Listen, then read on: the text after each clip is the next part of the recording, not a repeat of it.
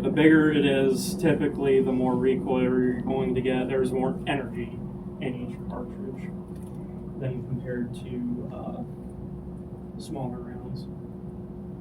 Again, we explain rifling. It's just the spiral grooves cut into a barrel, mostly rifles and handguns. You can still buy smoothbore rifles, I believe.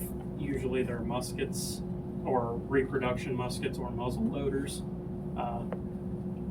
They're not very useful in target practice or otherwise.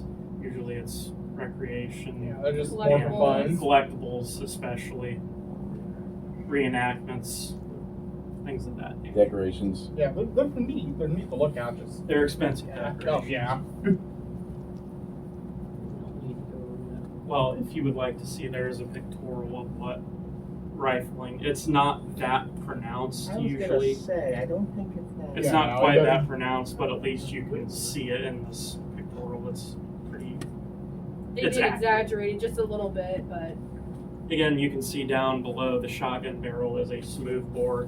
When you have shot, you don't need the rifle. It would make it very bad. Calibers.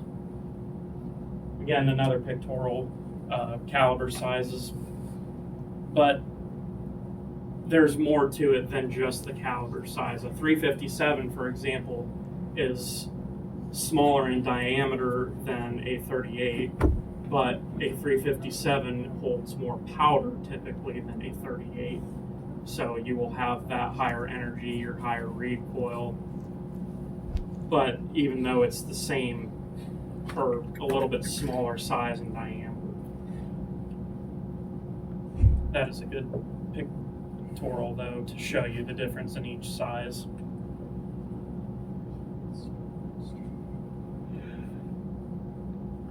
Shotgun gauges are set up a little bit differently than, handgun and rifle calibers. They're measured in gauge.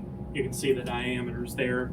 That will be the diameter of the end of your shot shell, your brass. Again, the smaller you get, the less powder you have, the less energy, the less recoil.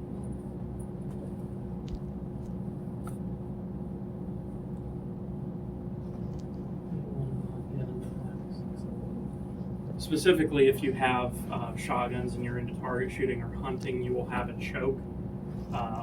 At the end of a shotgun barrel, it essentially necks down. It gets a smaller in diameter, so your shot gets more concentrated in an area. Tighter grouping. I don't personally utilize one because I don't do that kind of shooting. But if you do hunt, or if this is something that you'd be interested in professional target shooting, like clay pigeons or something, you would probably utilize a choke.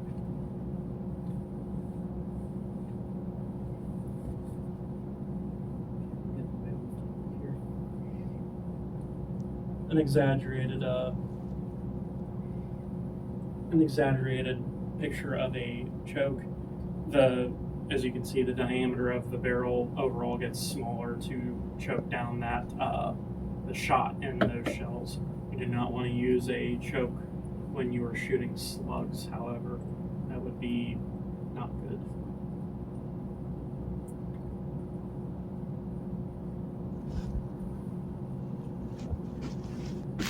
Another question over here. Sure. Do the chokes make the air inside it more compressed, so it forces the whatever the shotgun shoots out faster? Yeah.